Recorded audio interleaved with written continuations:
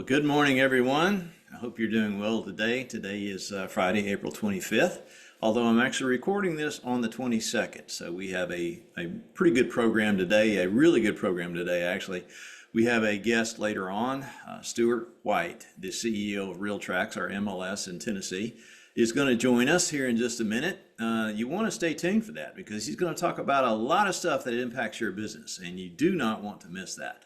For those of you who don't know me, my name is Phillip Cantrell. I am the founder and CEO of Benchmark Realty here in Middle Tennessee, now Kentucky, and also Alabama.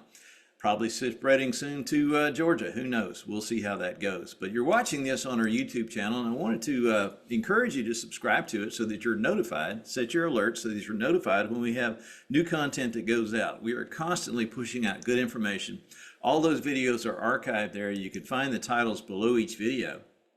And if you click on each video, then all you have to do is look at the index and see if it's the portion that you want to learn more about. We have been talking about buyer representation, listing presentations. We've been talking about the changes of August 17th. We've been training for this for over 2 years now, and all of that is archived right there on our YouTube channel. So you want to tune in and check those out. You probably could get a complete real estate education just by paying attention to our YouTube channel, and that's the point of it. We're trying to contribute this to the industry and better everyone around us. You can find it at Benchmark Realty LLC. That's youtube.com at Benchmark Realty LLC, where you're watching it today. And be sure and keep up with that. We have a lot of good stuff there. Start off with a shout out to our sister company, Momentum Title. It is attorney owned. That's one of my hot buttons. I want an attorney sitting at the closing table so we can answer questions that might come up at the last minute. There's never any closing fee for your first closing, active military, or your personal residence. That is the closing fee, not title insurance. Title insurance is regulated by the state of Tennessee, and it is what it is. But the closing fee that the attorneys charge will be waived in the case of those three instances. It's cut in half in the case of first responders and veterans.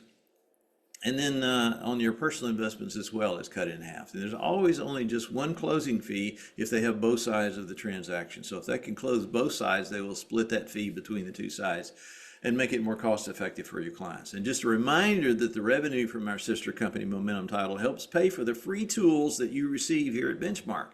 We have a whole raft of tools that we give our affiliates, and they're not free. They cost us a lot of money, but the revenue from Momentum Title helps defray some of that cost. One of the big ones that we really like to, we're getting a lot of good accolades on this, is Real Scout. We were one of the first adopters of Real Scout in the Southeast, and we put together this program here. It's basically an agent-powered home search vehicle. So you put your clients on the system, and then it watches what your client is doing on the system. So, if you set up a search on Zillow or Realtracs or one of the others, then that search is static until you go in there and change it. Well, with Real Scout, the machine will actually watch what your client is doing and modify the search according to the way they are searching. If they are consistently clicking on the kitchen picture first, then it will begin to show them on the listings the kitchen pictures. And it will also notify you, the agent who set up the search, what your client is doing on the system while they are doing it. Pretty handy to have, and it is well received. It's one of the most effective tools that we have ever introduced to our affiliates, and it costs us a boatload of money, but the revenue from Momentum Title helps defray that. So it is free to you, the affiliate. There's lots of noise in the news lately about exclusive listings and office listings and private listing networks and all that stuff, and we're not going to get into that conversation today. But we do want you to know that if you have a client who, because of privacy reasons or whatever other reasons, desires to not have their listing on the MLS, we have an option for that, and that is through Real Scout. And it will notify people who have set up accounts on Real Scout of new exclusive listings as they appear. You can see the email on your screen that I got the other day that says we have 3, we have 4, whatever we have. It shows them to our clients as they appear, and it protects your clients' privacy, if you're listing clients' privacy, if they desire that. It's very well received tool. These are some accolades that you see on the screen from our affiliates who are using it. So if you're a benchmarkian and you're not on the system, you need to go get on that system today. It's free to you, and you can find it on Benchmark Dash. One of the tools that we're rolling out now is Client Bay. This is a sister of Back At You, and you had Social Bay already, which was available for a certain small fee per month. And now we're rolling out Client Bay, which is the CRM that is fully integrated with Social Bay and with Real Scout. We're doing this whole series of training. We've already started in April. We're going to keep going in March. We already started in March, actually. So we keep going in April. We're also going to do in May. And we're going to keep going forward from there. And if you need some help with this, then reach out to our technology people, Gus Phillips, and he can help you with that. But you want to attend the training first. Even if you're not on the system, even if you haven't subscribed, you want to attend the training first, just so you can see what it's all about and find out if it would fit in your business very well. It's only $35 a month. That is about 30% of what it would cost you if you were to go get it on your own. So we have arranged a very serious discount for you. But it is the absolute best CRM that we could find on the market today. Just a reminder that we are open in Alabama and accepting Alabama licenses. So if you have a Alabama license and you are with Benchmark, you go get an Alabama license. Or if you're not with Benchmark and you want to have a Tennessee license and an Alabama license, we have an option for you. You contact Bo at benchmarkrealtytn.com there for more information. Another reminder, the Dixon Satellite Workspace is open. This is not key card, but push button access door code. You'll reach out to Victoria Thompson there for that information. But it's available to any Benchmarkian. If you're in that area and you find yourself you need to meet with a client or you need a place to go work, we've got the copiers, the scanners, the faxes there. We've also got a couple bullpen computers if you need to go work there. It's a good, nice little tidy place. Reminder again, we're open in Bowling Green and we are flat blowing Bowling Green up. We have several affiliates up there now. Cold Melcher's doing an excellent job in growing that office, so a big shout out to those guys. We're so encouraged by our progress in Kentucky. Actually, we have now opened in Murray, Kentucky. Murray, Kentucky is over in the western part of the state. It's about 112 miles from Bowling Green, so it was a little far to get the Kentucky licensures to come to Bowling Green. So what the heck, we just opened an office in Murray, Kentucky. It's a tidy little operation that has the same capabilities as our other offices. We are everywhere, guys. We are everywhere. The map you see on the screen now is the red stars indicate our offices from Murray, Kentucky in the west, which is not too far from Paducah, and then Bowling Green all the way down to Alabama. We do not currently have an office in Chattanooga in the lower right-hand corner, but we may be doing something about that soon because we have about a dozen affiliates that live in Chattanooga and do business down there on a regular basis.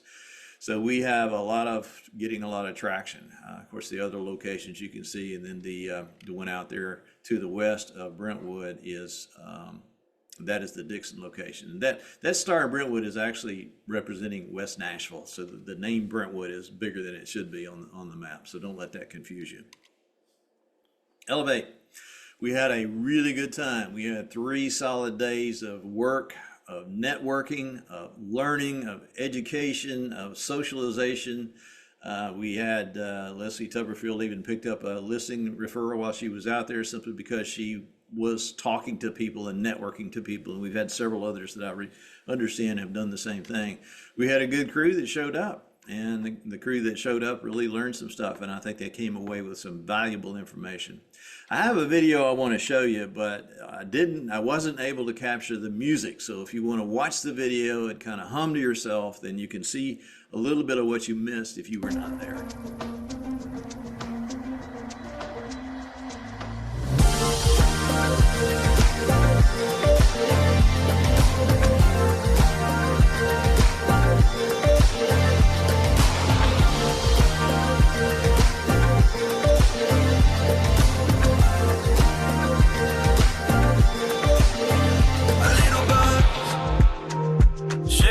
Right off of me, feeling up. Oh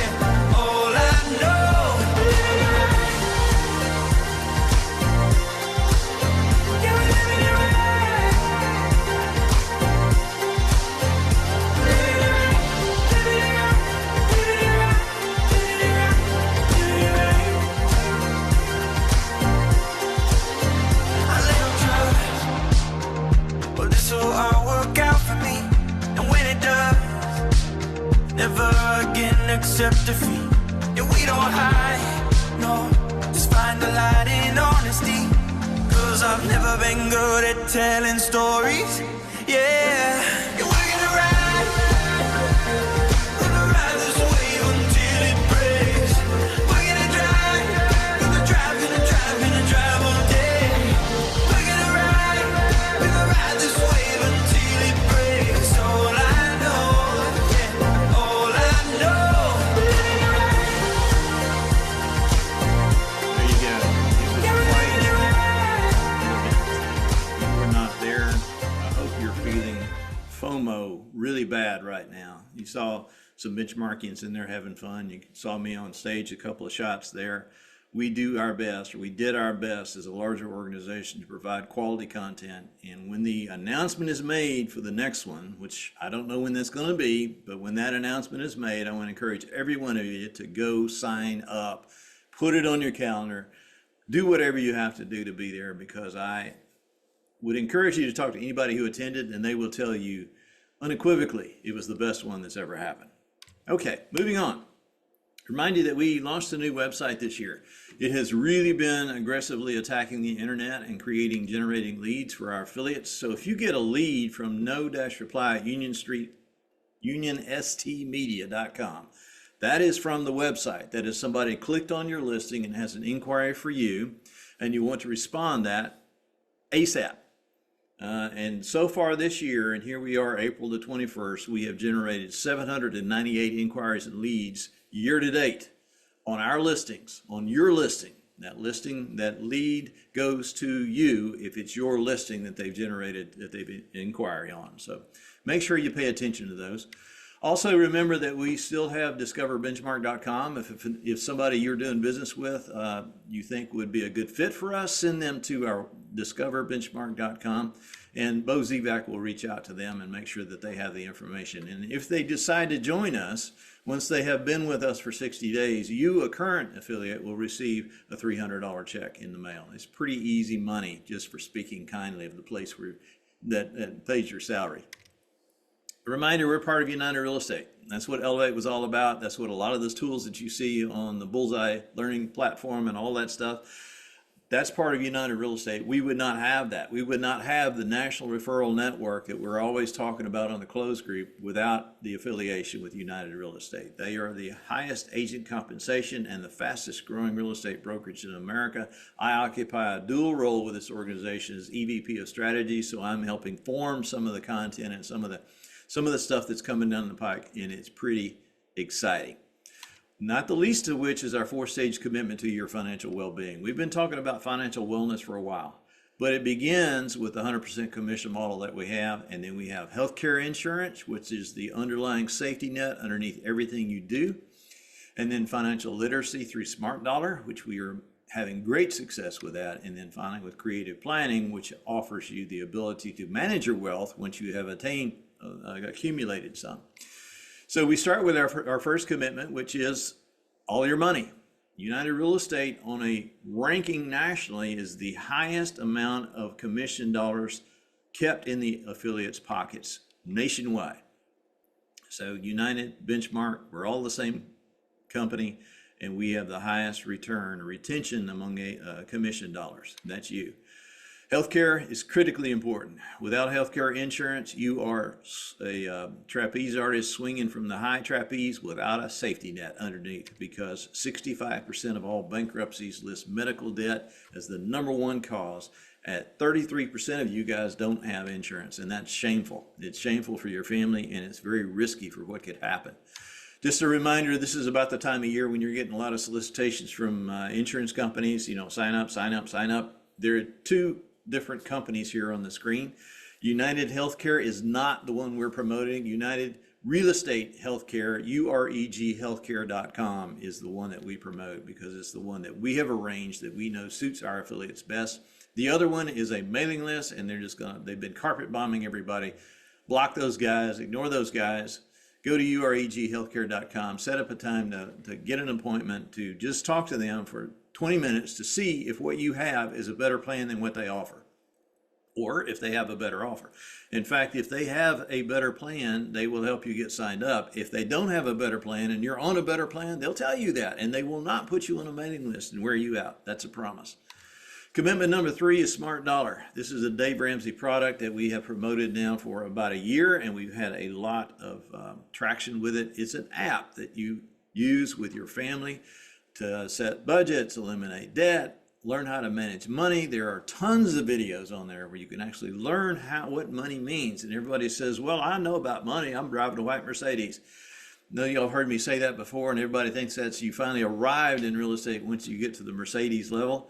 Well, you haven't, because clearly we as Americans are drowning in debt, and consumer debt is now over $18 trillion, and it's rising at a rate of $1 trillion per year. People are borrowing money like crazy to maintain their lifestyle because they're not understanding how to manage money. The people that are on it within the United system have had great success. So far, we've had a $4.4 million financial turnaround with the people that are on it. That is $1.8 million of debt eliminated and $2.5 million of additional savings added. That's huge. 1,679 users. And people are active on the system. As you can see, there's 59,000 total activities on the system. Now, just a note, we only know what you put in the system. We know your name, we know your email address, and the dollars that you put in the system. We do not have access to your bank account. We do not have access to whatever budget you set up within the system. All we know is what you tell us. That's where the numbers you see on the screen come from. But all your personal information is 100% confidential. Just want to give you that assurance that we do not share your information with anybody. That is available through the tile on the dash that you can see there. All you have to do is click on it, and your company keyword is UREG. It will ask you for your email address and your company keyword. Be sure that the email address you use is the one that we have. Otherwise, it will not allow you into the system. But if you have a question, reach out to us and we'll try to help you with that. The fourth commitment is wealth building. Retention of money. I mean, once you have it, how do you invest it for the future? We have several people that have gotten with creative planning, and they have notified us, hey, I never thought I could retire, and now I'm actually being able to see out in the distance where it's physically possible for me at some point in the future to retire. That is a very joyful event, a very joyful moment when that happens, and it can't happen without planning and without intentionality, and that's what creative planning does for us. So there you are. That's the 4-stage commitment. That comes through because of our affiliation with United Real Estate, and we have put together a tremendous package. I know you've heard me talk about it. Go do it. Just go do it. And until you do, you're not going to see the success that you really, in your heart, wish that you would. All right.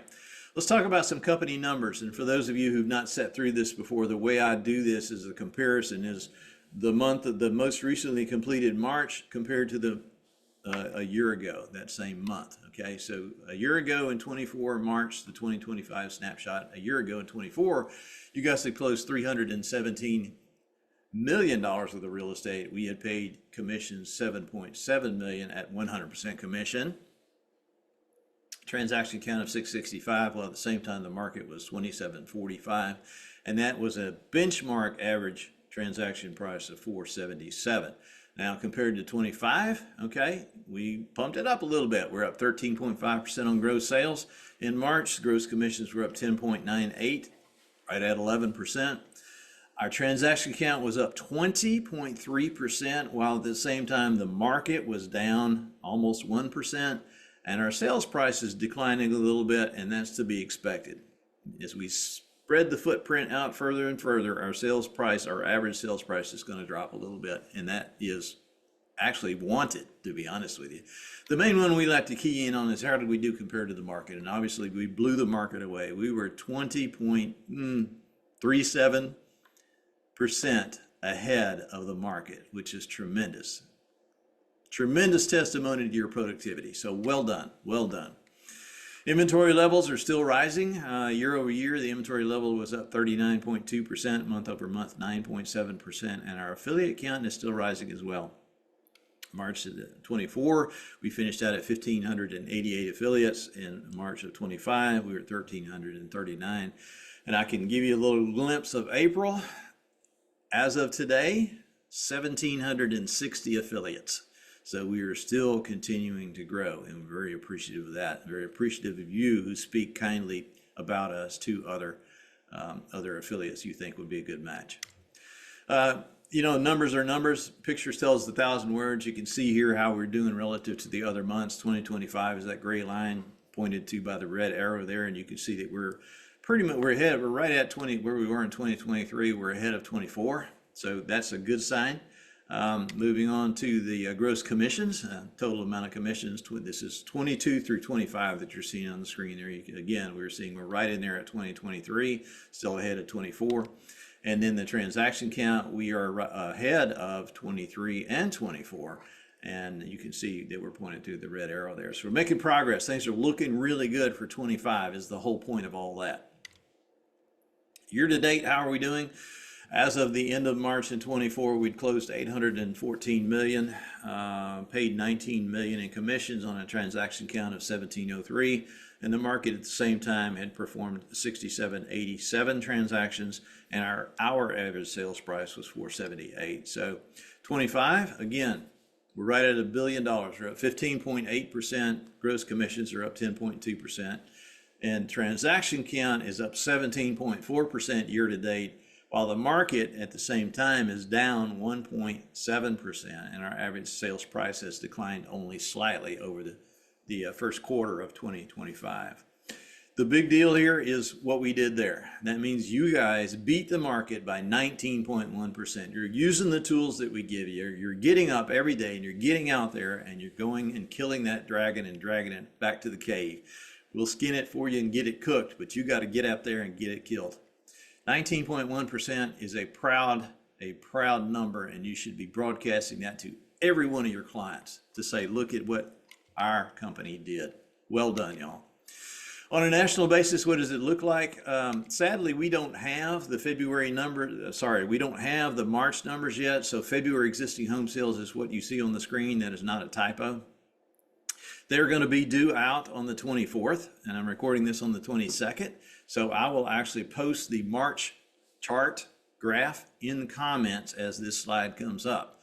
But right now we're running an annualized basis of 4.21 million at the end of February. And February existing, you can see, strike a line across there and you can see how we're doing. This is a 2-year view that you see there.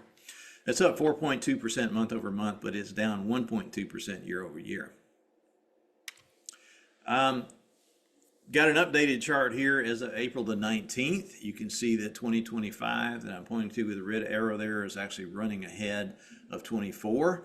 Currently 391,488 homes under contract. This is pending contracts. They have to go pending before they go closing, correct? Okay, so we're making progress, and we are right now running ahead. As of the 19th, the latest data I had before I put this video together, we're running ahead of 2024, which is a good thing, right? Okay, the March median home price was 431,057. This is nationwide. That is up 2.5%. And that is the slowest growth in the year and a half. And that's what we need. If you watched my other videos, you realize that we had this massive run up that ridiculously drove prices to the sky. Those prices need to ease down some. They need to come down some. At least the rate of appreciation needs to slow some. And that's what we're beginning to see. So we're actually pretty grateful for that. And that is a good thing to see because that affects affordability. It's a key to affordability is home price appreciation. If it's high and it keeps going higher and it never stops going up, you see these big marks in the middle, like you see that big bump on the chart, and it just doesn't help middle-class Americans achieve the American dream. March inventory, it's hit a 5-year high. And again, we are grateful for that. We need more inventory still. We still have relatively high prices, but we have more inventory that will begin to put pricing pressure on those prices and begin to ease them down somewhat, or at least get them to a reasonable number. But you can see that you could have to go back to 2019 to get to the inventory levels that we have today, which is a good thing. It's actually 32.5% higher than it was a year ago. And this chart you see now is as of April the 19th. You see 25 there, 719,000 homes on the market. That is 32.5% ahead of where it was a year ago. So if you don't have a product on that shelf, you can't sell the product, right? So you got to have product on the shelf. And that's a good thing that we're getting back to having additional inventory. That will help moderate prices. In Nashville, What does it look like? Well, the average home price, Zillow Value Index is 442. The median home price is 430. The median is the number in the middle. The average value is 442 in Nashville. And you can see there how it kind of slopes off. It kind of had this huge run up during the pandemic, drove prices way up, and now it's kind of doing a level plateau thing. And that's what we want to see. We want to see that continue. Another evidence of that is inventory. You can see that the 2025 inventory is now way above 22.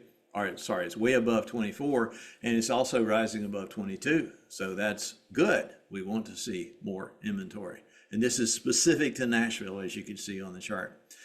And for sale by inventory in Nashville, you can see there also is up 26.3%. I'm going to get my highlighter out here, and I'm going to point to that where I'm talking about 26.3%. Inventory is way up year over year in the Knoxville area, 48.6% in some of these other areas, but most of the United States is running not quite so high, as you can see. So what does all that mean? Zillow's analysis is that we are basically in a neutral market. You can see over here where we have had this big run up, and now we come down off of that, and we kind of bump along the bottom, and now we're kind of easing over here. When it turns gray, that means we're a neutral market. We're not a buyer's market. We're not a seller's market, according to the economists at Zillow. And you know, you can say what you want to about Zillow, but they have some serious economists that work there. And if you're not paying attention to their data, you should be. I had the question asked of me yesterday, where do I get all this stuff that you do on Fridays with Phillip? I subscribe to about a dozen different places, and I spend about 2 hours every day reading this stuff. But one thing you can do is watch the news section of Redfin and Zillow. Whether you like those guys or not really isn't relevant, but they have some great economists there, and they have some great data that you can then use in your presentations with your clients. And for example, what you see on the screen here, days to pending. This is days to pending, not total days on market, but days to pending. As you can see, Nashville, Tennessee in March was at 19 days. Thank goodness you don't live in Miami, Florida. That is a buyer's market there, obviously, because you're at 50 days on market, and the average United States across the country is 17. So there's some other markets, obviously, that are more frothy than ours, but this is the top 25 or so markets here in length. Days to pending, not days on market. And then showings is another indicator of future pendings, because you have to look at it before it goes, you write a contract, before it goes pending, before it turns into a closing, right? That's the sequence of events. You all know that. But you can see that we had an interesting little drop off right here last week, and this is as of April 18th. So we had an interesting little drop off last week. Now, I'm showing you showing time. We don't use showing time, but they are a national indicator. That's why I use showing time. Realtracs does not furnish this information on a local basis, so I can't get it on a local basis, but this is a national indication that showings dropped off last week. So why did showings drop off last week? Well, Good Friday and Easter was a holiday weekend. People take the week off before Easter in many cases. So naturally, you had a drop off. I think by the time we get the whole data in for April, we'll see that that little aberration there went away. So don't draw any conclusion from that other than the fact it was a holiday weekend. We do want to draw conclusions from mortgage applications. They are up, and way ahead of 24. And they had a little drop off. Again, I think that was because of this is as of April 19th. I think it was because of the holiday week. People don't apply for loans. People don't look at houses when they're focused on family and going to church and stuff. So I wouldn't draw too much from that other than to say that the overall trend, as you see here, is upward. And that's what we like to see. All right. But thank goodness you live in the Southeast, or live in the South anyway, because in March, 45% of all real estate transactions in the entire United States happened in the South. It's God's country. It's where people want to be. And thank goodness you live here. So, you know, all I can tell you is if you can't make it here, you can't make it in the other segments either. So that works. All right. Going to shift tracks now and talk about Realtracs. As before I introduce Stuart White here. Back in April of 25, back in, when was it? May of last year, you received an email from Realtracs that said, as of April the 1st of 2025, you no longer have to be a member of a realtor association to have access to Realtracs. So that requirement is now removed. However, as I have said repeatedly, and we've been talking about, in fact, this slide I have shown you 4 months in a row now, so you should have this in your mind of what's happening in the transition that's taking place.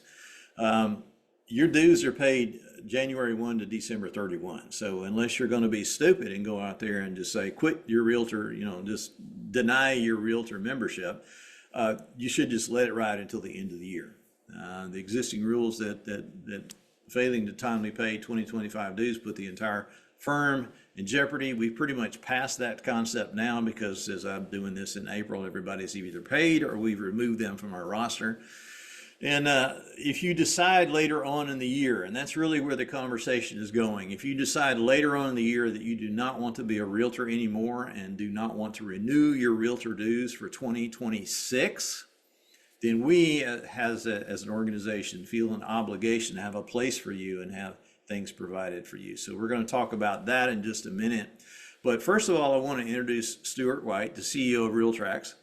And Stuart is going to talk about some of the stuff that Realtracs is doing, not only for you, the agent, but also for your client and the consumer. And it's a pretty important stuff. So I hope you'll listen to this segment as it comes up because he's a pretty bright guy. So here he is. All right. Well, as always, thanks for having me, Philip. It's a pleasure, and I'm gonna share my screen here and get started. And I'm assuming that's showing up properly. Yes, sir. Yes, sir. All right. Great.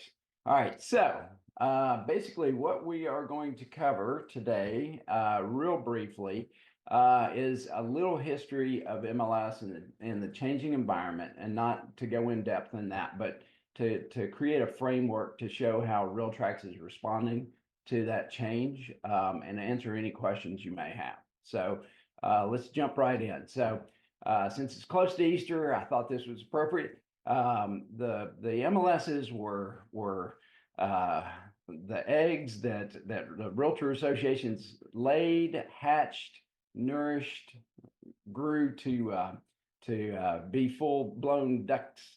And but along the way, the evolution of that MLS is that the code of ethics grew in scope over the years, and this dates back to the 60s. So and the tie-in for MLS participation and that compensation shared among brokers was a way for NAR to dump a bunch of rules and procedures and policies on the MLS, and that poor little duck just had to carry them. So there were rules regarding posting of signs, who could present offers, who had the right to be there at the presentation of offers, how to advertise properties, how to distribute listings on the internet.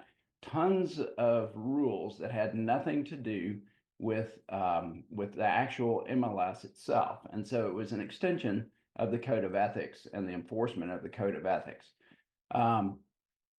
Back around 2019, everybody knows there were 3 major lawsuits that were filed, and those lawsuits focused on the MLS rules as they were promulgated by the National Association of Realtors, because it is the crossroads of the transaction. And in 2023, a jury found that there was a conspiracy. And so they had an incredible settlement verdict, in that trial. And then the army of lawyers were released into the marketplace saying, oh, there's lots of money here. So it has been an incredible, that was the turning point, was in our marketplace. Of course, in 2024, the National Association of Realtors, who couldn't afford to cover the jury verdict, entered a settlement agreement with the plaintiffs, and that had some serious ramifications for a lot of folks. So you had the brokers in what we call the $2 billion club that were left out of the settlement, and then the settlement agreement terms actually pushed liability to the brokerages, as opposed to being centered around the rules of the National Association of Realtors. For MLSs, it forced us to enforce the terms of the agreement, which was nobody said please or thank you for that. And so we added these rules and removed compensation from the system, and have some rules in our existing documents to comply with the settlement agreement that deal with buyer agency agreements, which have nothing to do with MLS at all. The big things for us, though, was that it created an environment where there is no definition of MLS. And so it used to be an offer of cooperation and compensation. So now there is no more legally binding agreement between brokers to do anything. So what does that do for us? The relevance in this marketplace of MLS has been removed. And so there are pressures on that. So first of all, we've got the Federal Trade Commission and the Department of Justice. The FTC hadn't really weighed in a whole lot because the DOJ has been guns blazing against the industry as a whole. And they are laser focused on rules at the MLS level. Everybody thought that the administration change was going to help that. It has not. In fact, it may be getting worse from the folks who are in place now and their stance on antitrust. The lawsuits are not over by any stretch of the imagination. Everybody kind of breathed a sigh of relief in 24 with the settlement, but I got subpoenas for 2 lawsuits about a month ago, and they just continue to come in. And so those are not over. Our liability is not in any shape, form, or fashion finished. Then we have the portal wars, which is a lot. So you've got primarily CoStar and Zillow, or CoStar Group, which owns Homes.com, duking it out. But you still have some other folks in there. You've got, of course, Redfin and now Rocket Mortgage, and how that's gonna impact. You've got Realtor.com out there. They're all vying for the consumer experience. And so the more consumer experience they can capture, the more money they can take out of the transaction. And we've seen that in referral fees and things like that. So we know that's true and a real thing. Surprisingly to you all, may be that our biggest competitors right now are MLSs, are other MLSs and these large MLSs. You've got Bright MLS, who's East Coast, CRMLS, which is California Regional, which is West Coast, and everybody is vying for relevance in the marketplace. And so we have everybody is a competitor for us at this point.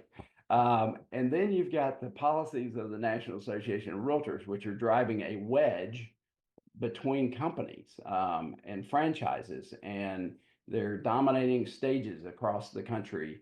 And so something that was supposed to unite and make harmonious the marketplace is actually creating more divide. And so the NAR policies are driving away customers from MLS. And so all of these things are extremely extreme pressures on MLSs. And I think that if MLS doesn't change in its core value and offering, that we will see at least maybe not the extinction, but the irrelevance of it. So how does this impact Realtracs? So what's left after all of this stuff? Well, you've got muscle memory. So everybody's used to putting their listings in MLS.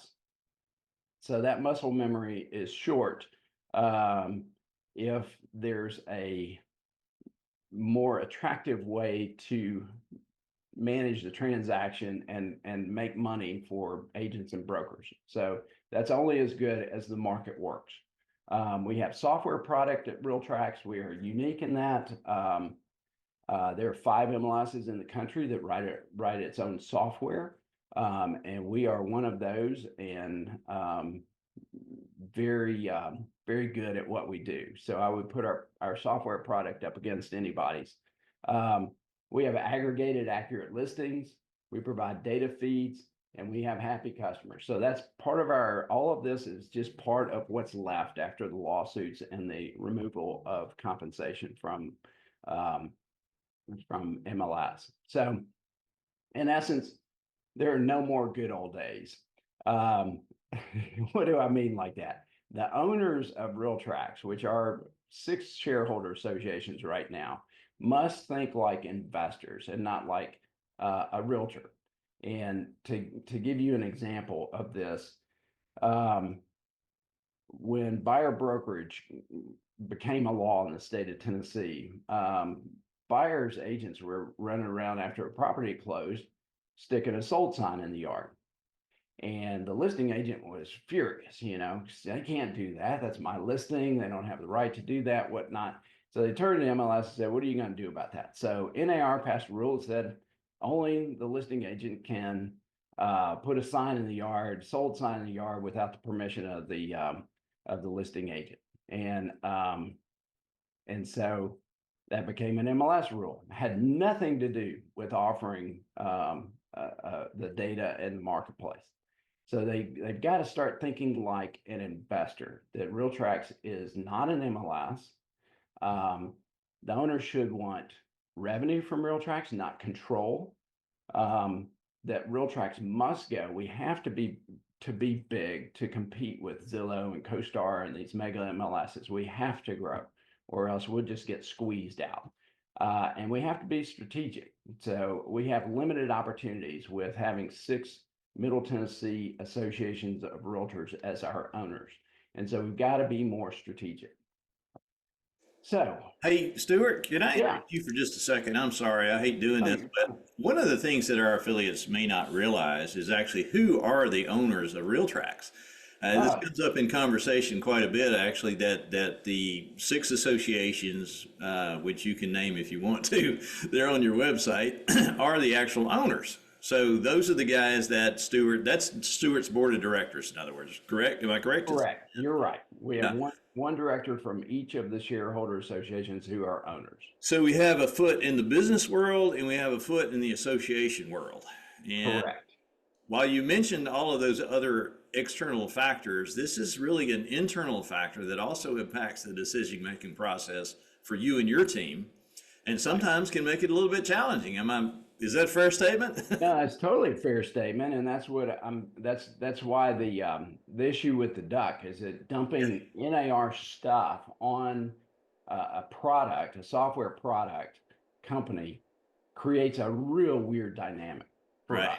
Right, And right. so it is a challenge that you're And I wanted to always point that out. balancing. I wanted to bring that up because I want people to understand the delicate position that you're in. That you're not a Zillow that has a set of shareholders that are off in the distance somewhere. You are real dealing with this on a monthly basis with your local shareholders and trying to keep both parties happy so that we don't violate any rules. But at a certain point in time, you got to make a business decision over an association decision. So, Right, right. And then it is an odd situation that we're a for-profit company, which was set up like that for tax purposes.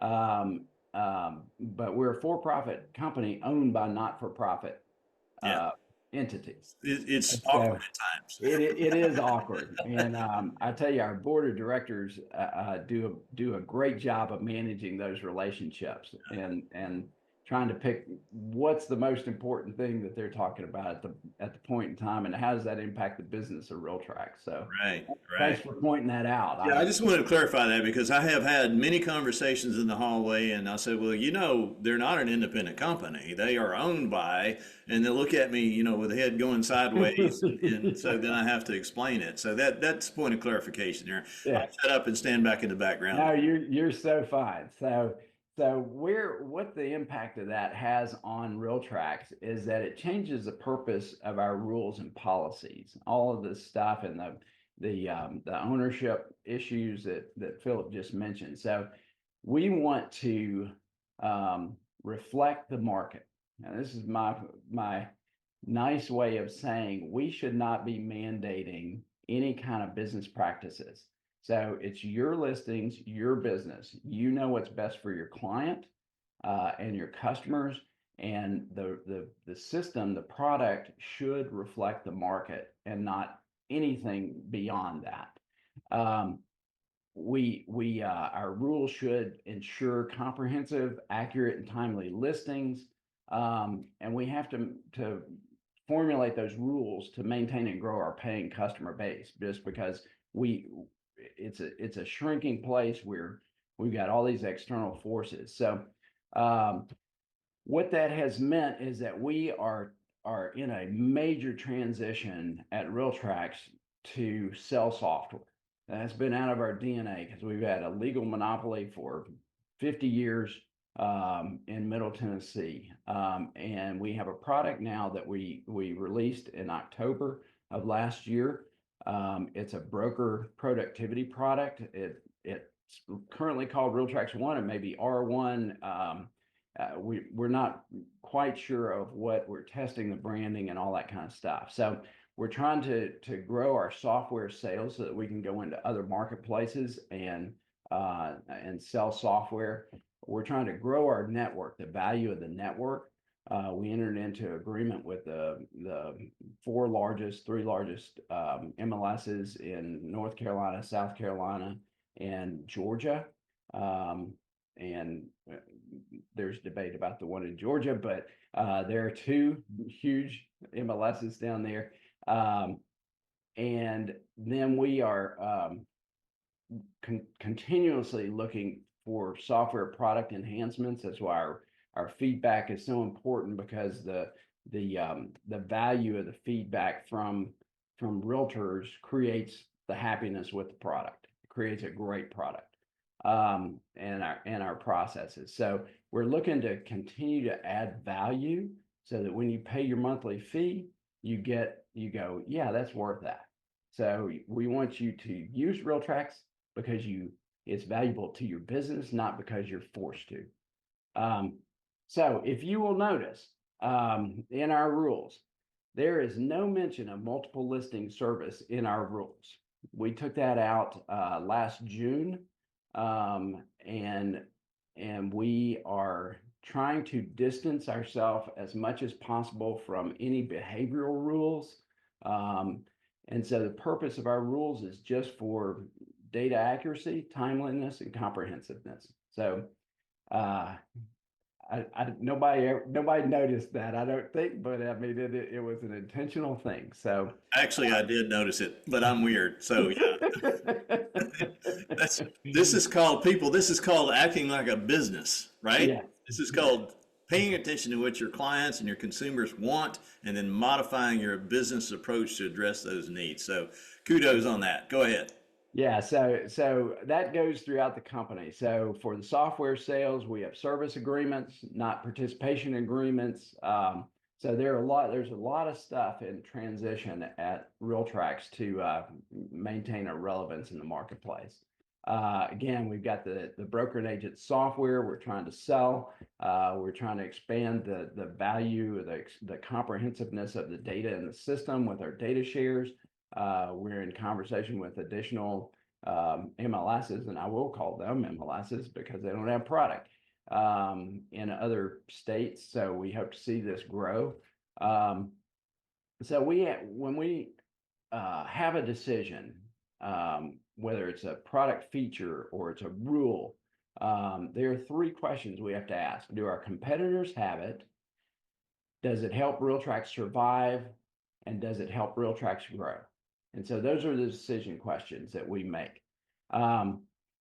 So that sets up our mindset for addressing new and different things. So Phillip, you want to add anything in that conversation, that framework? No, I think that's exactly what I said previously, is that these are actions that really needed to take place to address the changing environment and move away from don't want to use it in a negative way, but move away from being a mouthpiece or an instrument of the association only and being a true business. And I don't know if you guys realize this, and I'm talking to the audience now. I don't know if you realize this, but Stuart briefly mentioned it. They are one of, is it 6 in the country that do your own software? 5. 5? Yep. Okay. So that's of 500 plus MLSs in the country. And what the shift that we're talking about here is moving from simply a hired software company more to a customized data delivery service. And that's a key point to keep in mind as you're looking through this. In the past, it's not been that way. But now, because of these external forces, the new environment that we find ourselves in, it's a requirement. It's either change or die. And that is what you're going to see over the next, this is Phillip talking, not Stuart, to be clear. Over the next 2 years, you're probably going to see that 500 plus MLSs go down by 50% at least. Some will go out of business, some will consolidate and merge. There are a bunch, even in Tennessee, that need to consolidate into Realtracs, and you can put me on record as saying that. Some that just need to go out of business because they're little mini fiefdoms of the group that holds controlling interest of them, and it needs to stop because it harms the consumer. And that's how we got in this mess to begin with. So I'll get off my soapbox now and let you continue. Yeah, and I will add, I'm gonna not speak for Philip, but I've seen his posts sometimes, is that I really love the associations and there are places for them, but running a business that is a technology application that affects everyone, every licensee or whatnot, is not something they should be doing. So we get into specific issues. So first of all, our fees. There was a change that occurred April 1st. We removed the realtor requirement for participation in Realtracs. You still have to be licensed with a broker in our service area, but you do not have to be a realtor member. That was separate and apart from the fee changes that we just implemented. So the fees for access went from $45 to $60 across the board for everybody.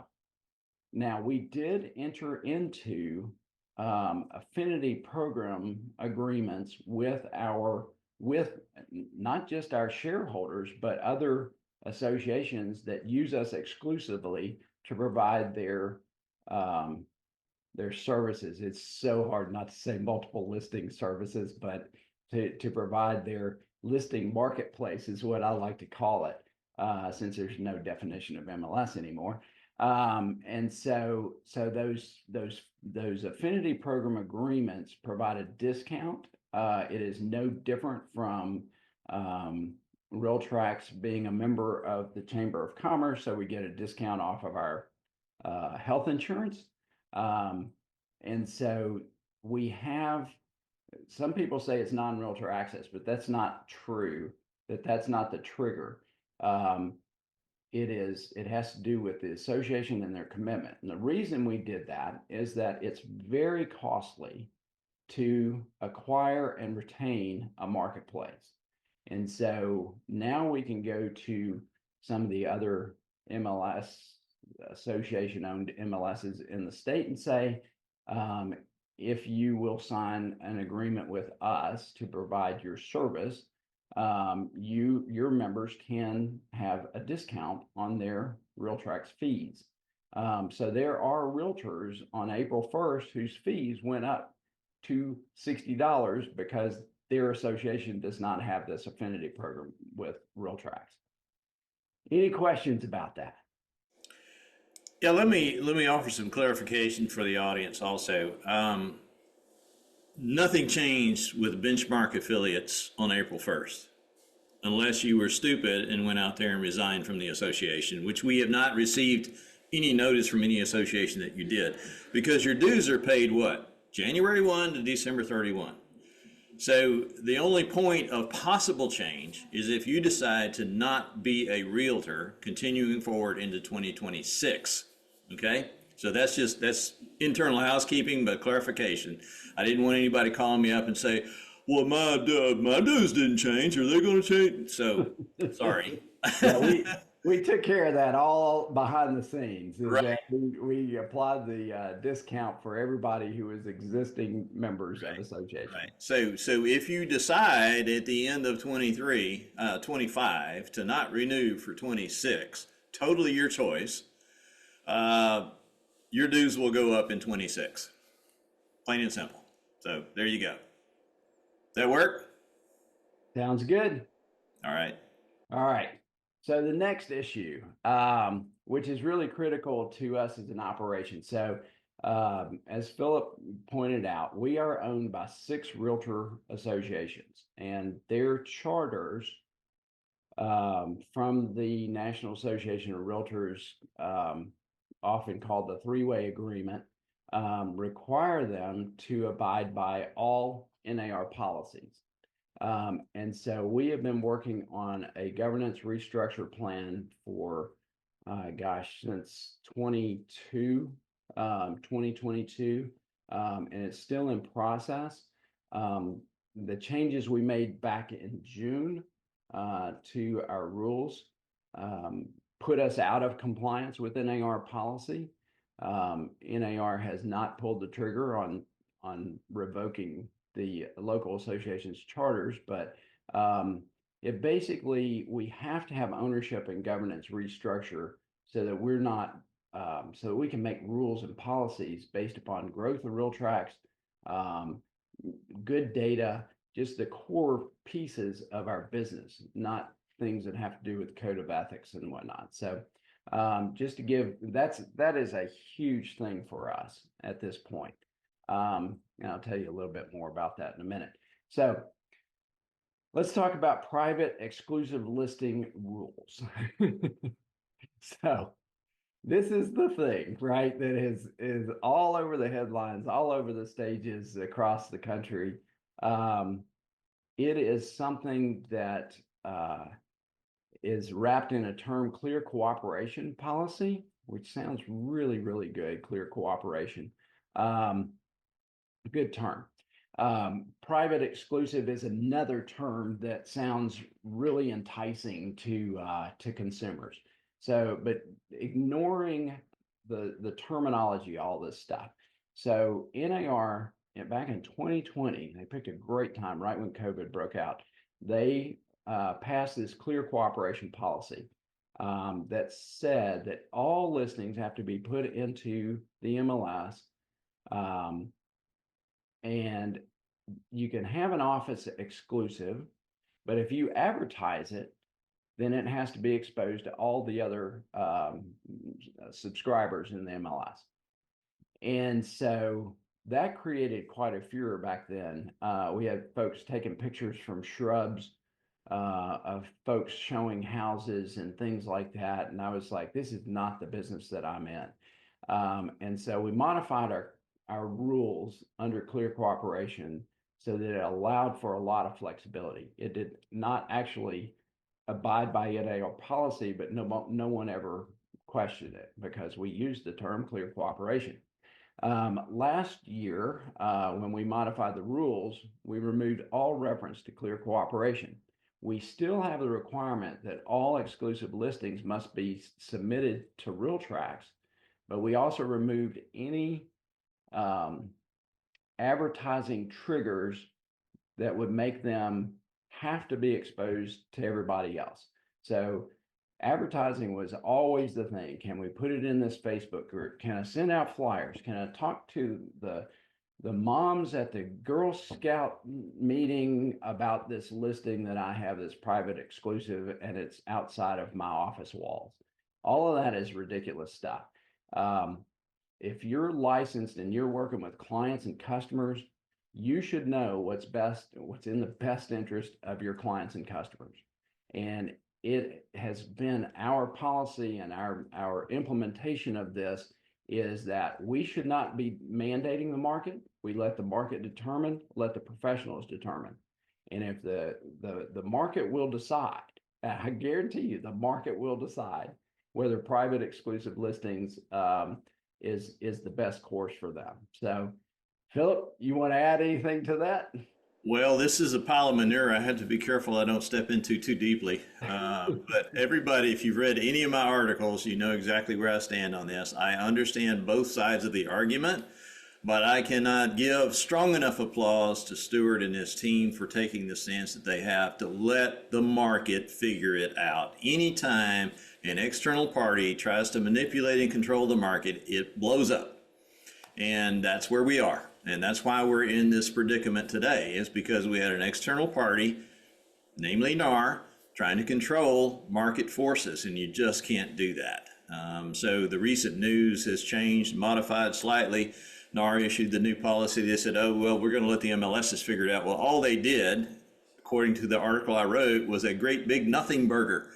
Because Stuart and his team and their wisdom already says, we're going to let the market rule on this. And if the market wants private listings, then they can have private listings. If they want exclusive, they want something else, they can do something else. That's how it works, because it all boils down to the consumer's needs.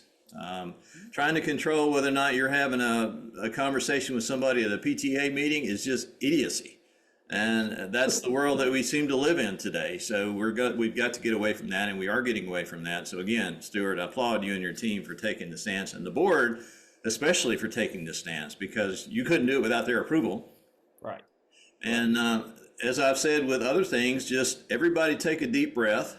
The market will work this out. Just take a deep breath, take care of your clients. It's all going to be fine, and stop the posturing. So kudos, rock and roll.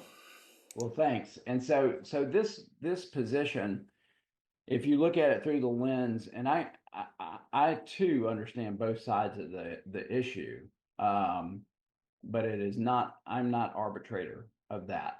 From my perspective, I want all of the listings input into Realtracs, and then let you decide how those are to be exposed to the marketplace.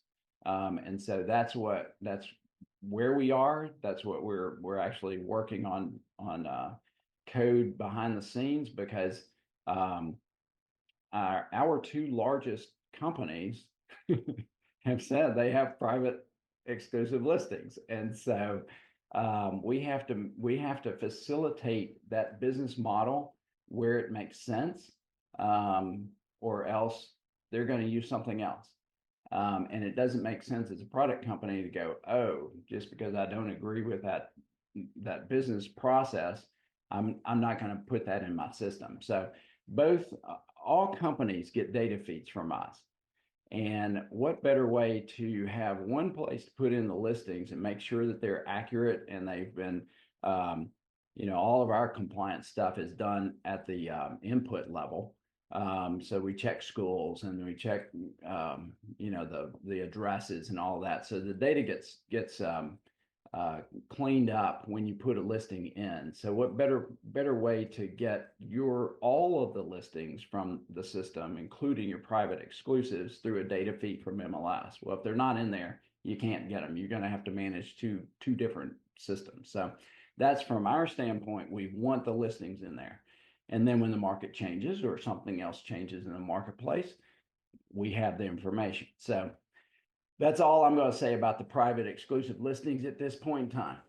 Yeah, I understand. And from our standpoint, we don't want to take on the task of re-entering into a separate system. So if we have the common market movement toward the central funnel, the neck of the funnel of being Realtracs and the data, then we can do what we need to. I mean, we do have a exclusive listing opportunity on Real Scout if you want to use it. You probably don't want me to talk about that right here, but it is available for those who don't wish to have their homes advertised to the broader market. But honestly, every report I have read, and I have read every report that I can get my hands on, it shows that maximum exposure results in maximum price and speed to market.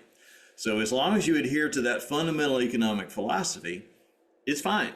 Now, how you want to present that, Stuart's going to provide a service for that, and that's what their job is. So again, rock and roll. All right. The next thing, because of the recent change to the Clear Cooperation Policy, NAR I think they really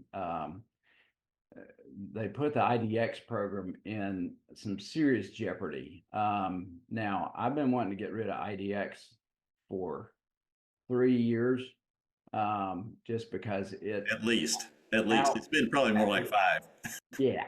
So it's outlived its usefulness in the marketplace. And the IDX program was adopted when Realtor.com and Home Store were displaying listings across the country. Some of you all don't even remember. Most of you probably don't even remember Home Store. It was a website that was run by Microsoft originally, and they were getting listings from across the country. And the larger brokers and marketplaces were saying we should be able to display listings to the consumers on the website, on our websites. And so that's the origination of the IDX program. And so that has really outlived its usefulness. But again, that was a lawsuit between the Department of Justice and the National Association of Realtors, and they entered a settlement agreement with the DOJ that tied it into existence for 10 years. And so that has elapsed, and it is time to eliminate that and revisit it. What data feeds make sense for the marketplace and how to use those. So we can't do that though without number 2 above, the ownership and governance restructure. There are certain rules that we can ignore that NAR is not going to slap our hand or threaten charter revocation, but until we are restructured and out from underneath the NAR umbrella, something as major as getting rid of the IDX program is just inviting another bullseye on your back. The 5th thing, all licensees in an office, fee structure. And Phillip asked if I, would you call it the all or nothing? Right, right. That's exactly what I call it. The all or nothing. Structure. Yeah. And I laughed about that. You know, every vendor in the country wants to contract with an MLS and say, well, we'll give you a special price if you'll sign an enterprise license with our software, with our company for software. And I'll tell you that this one goes back to way before MLSs were in existence. So it goes so far back, our grandparents don't even remember when it started. So the all or nothing rule really revolved around licensure. So there's the broker, the responsible broker, and then you've got the agents, and then it came to the point of the question of who owns the listings, who's responsible for the behavior in the offices. So NAR had this program in place. And so obviously, because MLSs were hatched out of NAR, that same fee structure has been in place. And again, it's muscle memory. It is something that we have thought about very seriously about modifying it and seeing if we can grow our revenue by changing that fee structure.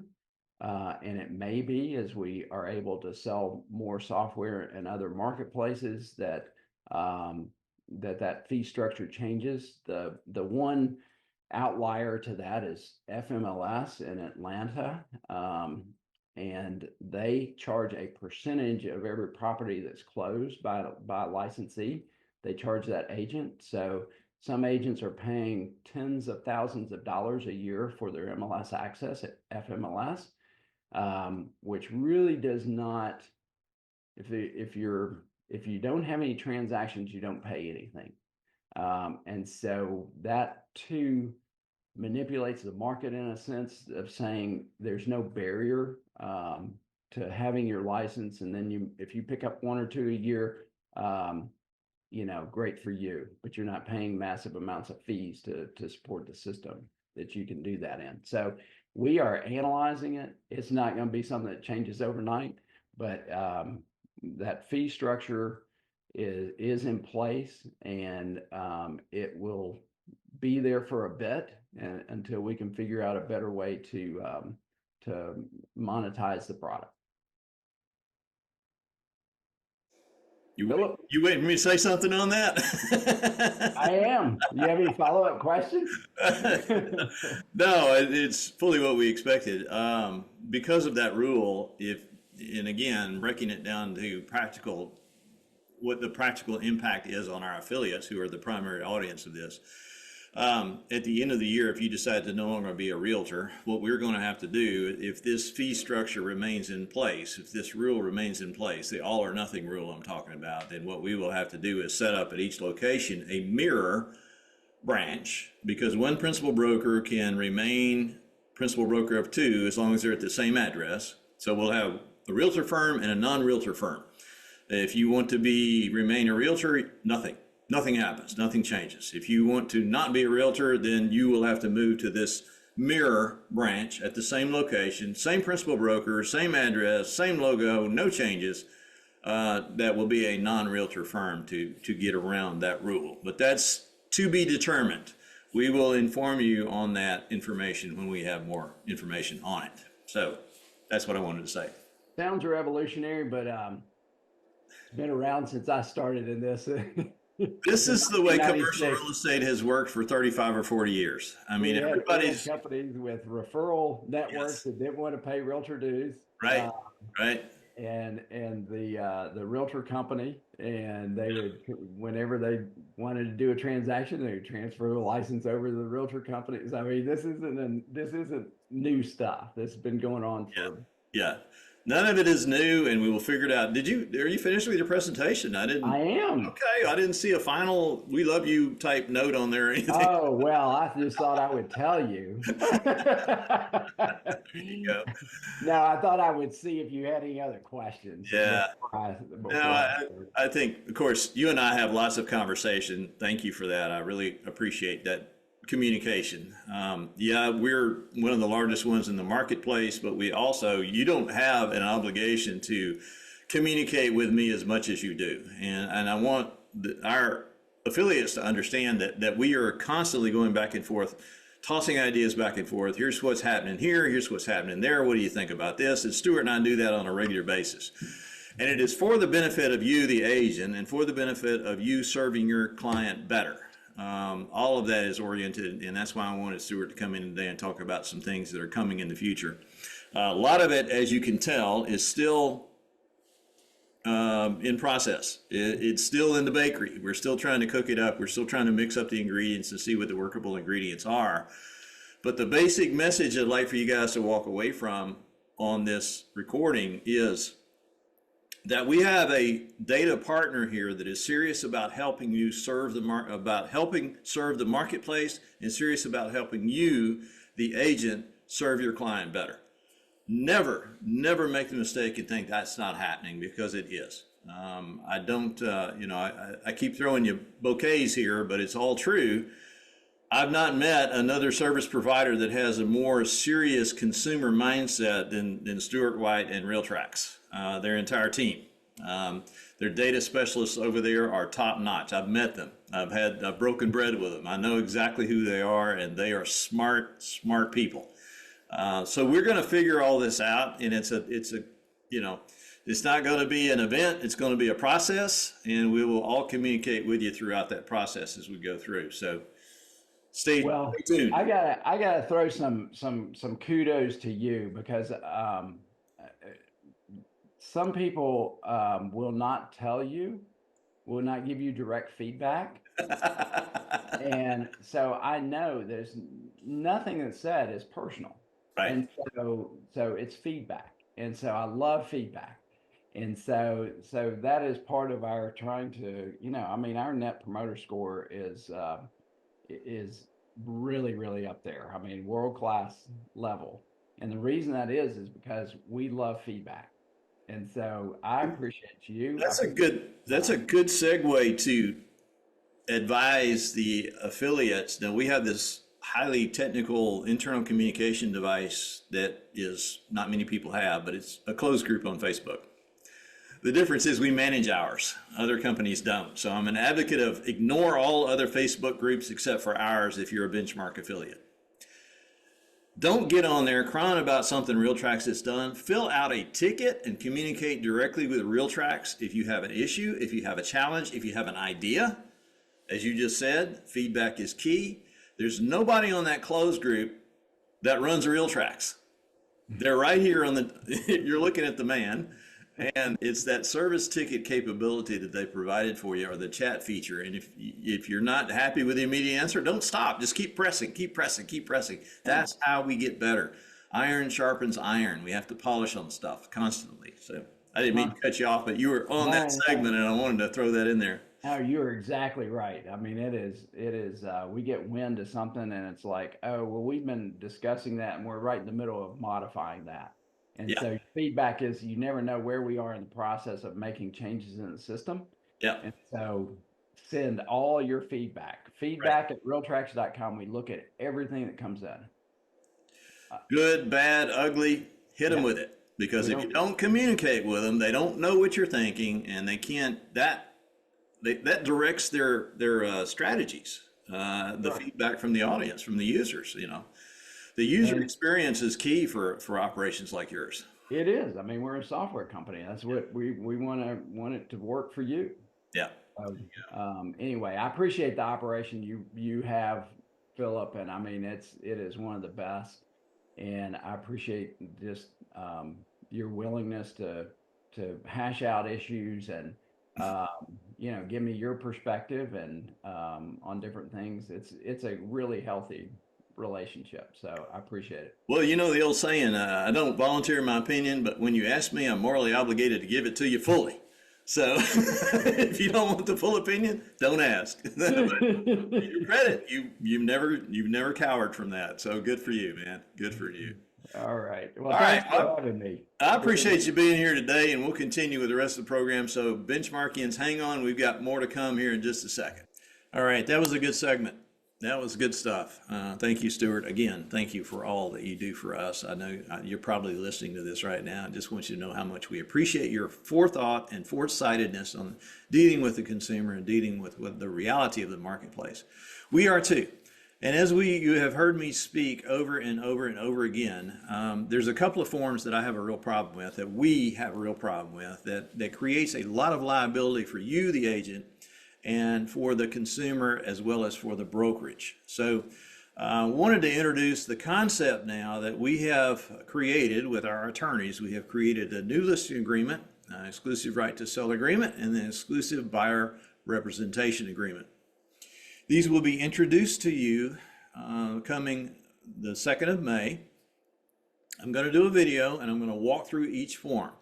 The one key note that I will say here, or key point that I will make here, is that we have greatly simplified the forms, and we have tried really hard to remove all liability from you, all liability from the brokerage that was created by the association in the way that they did the verbiage in the 2025 forms. The other positive thing is that our buyer rep is only 3 pages instead of the TAR 6-page form, and our listing agreement is only 5 pages instead of the TAR 8-page form. So that's just a simple example of the simplification. We'll talk about the rest of the forms later, but I just wanted to kind of give you a preview that was coming up. So be looking in your inbox on May the 2nd for the video from us introducing and walking through each of these forms. And then keep this in mind also, that as of the end of May, we will no longer accept the TAR buyer rep form or the listing agreement form from TAR. That would be the end of May, but we'll talk about that on those videos, so don't freak out on that today. That's just giving you a heads up that is coming down the road. We're trying to protect you. We're trying to help your consumer. We're trying to help everybody. Okay, what we're not going to do is sit here and be found liable of something that somebody else did ever again. But we're here to help. That QR code is my contact info. If you hit that, it puts me in your phone, and if you need me, you can reach out to me at any time. So I hope that helps. Want to say thank you for being here today, and come back to this video again and reference it again. It'll be on our YouTube channel. Get the information, get the concepts that Stuart has put forth here. Listen to it multiple times so you can really grasp it. And we appreciate you being here, and we hope you have a great day.